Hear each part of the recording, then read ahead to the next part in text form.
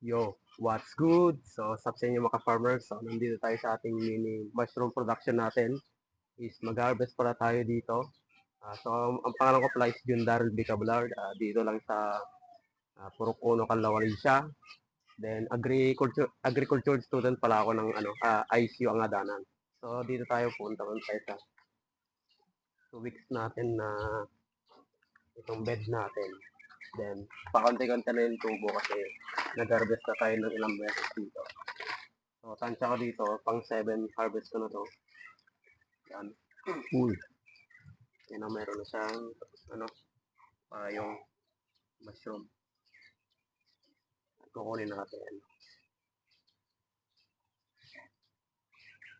Iwan natin yung mga samad. Makasakaling tumubo pa. Yan. Yan yung mga pwede nung harvest na lang itong stage. Yan, ang laki oh.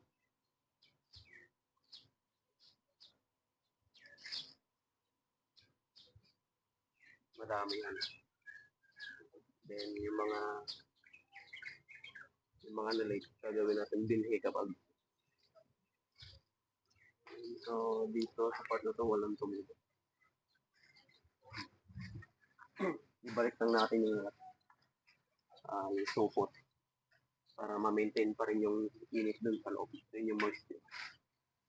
And para rin maiwasan rin yung pagkatuyo ng bed natin. Natin ang sako.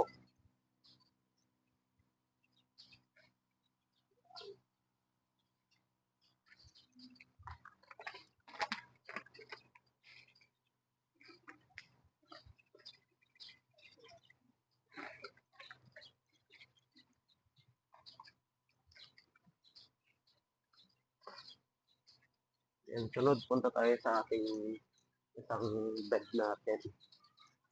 Titignan natin kung marami ba tayong ma-harvest.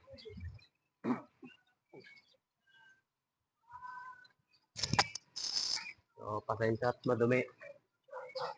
Kailangan yan para ma-maintain talaga yung seat.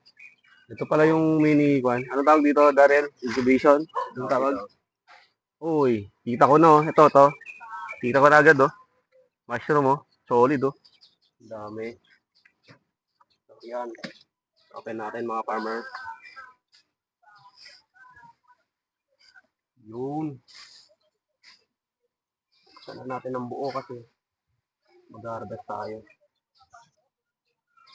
Yun, oh. Wait lang. Pakita natin. Ito na yung mushroom. Yan. Ang variety nito is Variella volvatia mushroom. Yan. Tignan nyo, ang dami niyang pinhead. Yung mga malilit na puti, yan yung pinhead. Ito yung cup na stage. Yan. So, harvestin na natin mga farmer.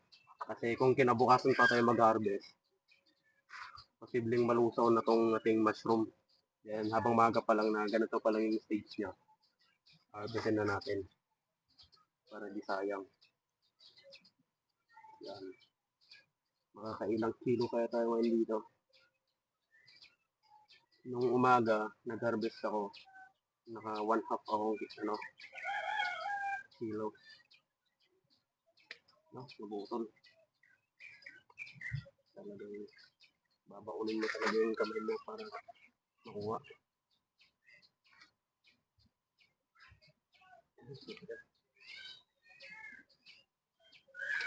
Yun. Taklik.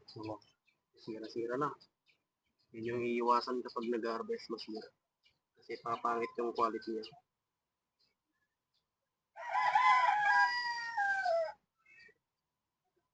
Kumpul kasi yung bunga.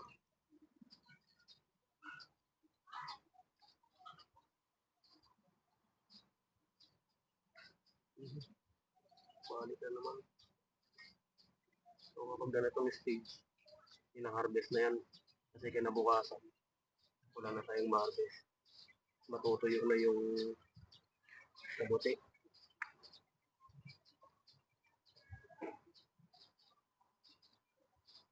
Then, kapag tatanungin niyo sa akin kung anong nilagay nating supplements dito, is the vermicast lang tapos darak. Then sa substrate, karton, tapos daon ng saging. Maganda naman yung resulta. Then dalawang binhi lang yung nagamit natin. Yan. Magkano lahat ng kwan dyan? Magkano yung binhi na binibili mo? Yung sa binhi sa 70 per pack. Then dalawang binhi lang na gamit natin. Na bali yung nagastos natin 140. Yan. Dalawang pack na binhi. Then yung sukat ng ating mushrooman, siguro nasa 2 meter to. Yan, ganito na siya kadami. Dalawang binhi lang yan.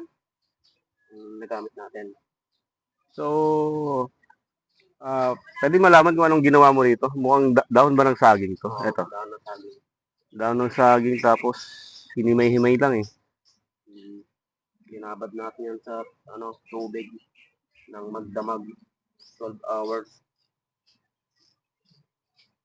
Yun ang mga kaparmer. Yan ang solid eh. Variela, Volvacia. Variela Volvacia pa lang kwan ito. Variety. So, may possible ba na mag-alaga ba tawag doon o magtanim ka ng bagong variety? So, hindi pa sure. Pero, sa ngayon, susubukan kong gumawa ng sariling binhi ng kabuti. Kasi bumili na tayo ng mga material natin sa paggawa ng ating binhi. So, yan. Yung mga maliliit, din muna natin harvestin. Ito ng mga malalaki.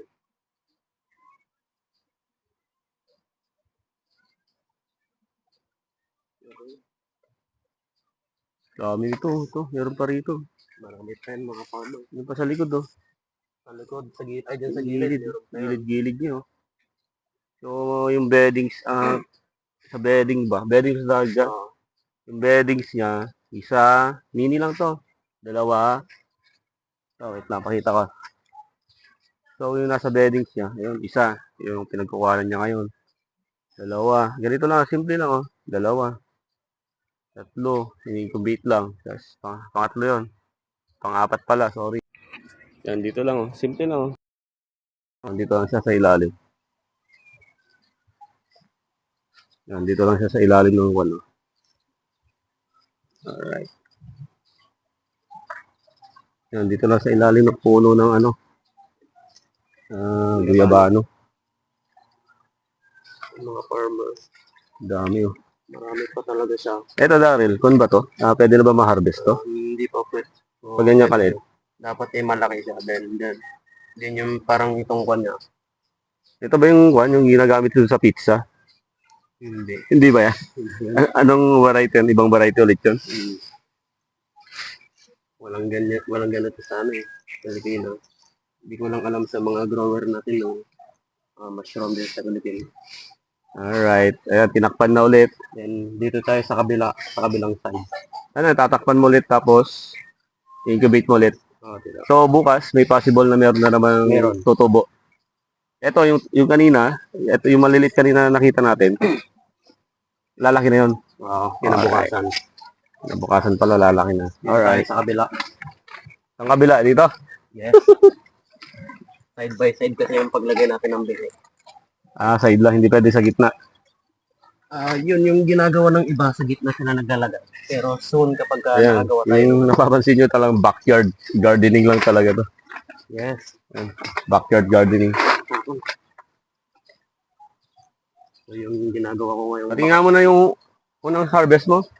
Ang dami. Ayan, mga ilang kilo kaya yan? Siguro, kalahati pa lang. Baka 1 kilo ganun. 1 kilo. 1 kilo. Magkano 1 kilo nito? Sa 1 kilo, nagre-range siya ng 600 to 800 pesos. Mahal. Gulat naman ako. Mag-order sana ako eh. So, dyan. Ayan, nag-harvest ka na ulit. Pagkabendang barangay lang, 400. Okay. Pero pag mga tropa-tropa mo, siguro may mga nakakapanood na nito, may mag-order na. So, dito lang yan sa Canlaw. Yes, pwede nyo puntahan. Tabot na yun. Purok uno. Eto na. Ayan na. May ulam na ako mamaya. Libre to. Ayan, oh. Ayan. May payong-payong, oh. Ay, nasira na.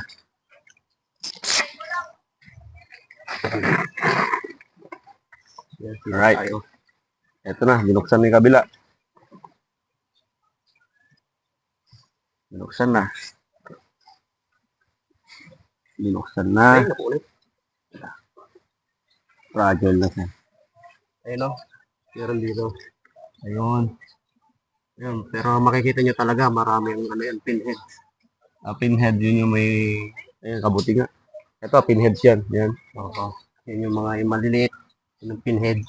Ito. Ayan. Oo. Pinheads yan. Parang amag. Pagka ganito na yung sukat, yung ano niya, yung stage niya. Na tinatawag na button stage yan. O button stage. Yan. Literal na backyard gardening to.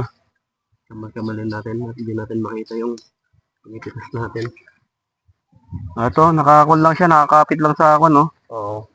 Nakakapit lang. Yung pinheads. Nakakapit lang. Kinabukasan, pwede na naman mag-harvest to. Tignan nyo sa taas, ang daming ano. Yan, pinheads daw yan, no? Yan ang pinheads. Diyan nagsisibol yung mga bagong kabuti. Yung ginamit na natin dyan, karton, tapos saging, alternative lang natin yun. Ba't karton? Dito. Kinulang ako sa daon ng saging. Ay, gano'n. Pero pwede naman yung ganitong method. Di ba? Parang walang tumubo rito sa karton, eh. Meron dito, meron yun. Meron? Ito, pinheads. Pampamoist lang po. Yan, pampamoist. Alright. So, yun lang yung harvest natin. Silip pa tayo sa isang bed na rin kung muna harvest tayo. Okay, lipat tayo. Lipat tayo sa bed. Anong bed number?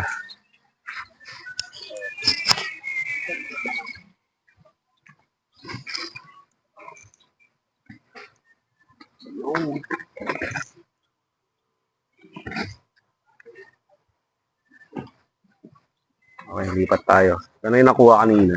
Yan. Dami niya na. Dito. Madami din. Dami amag.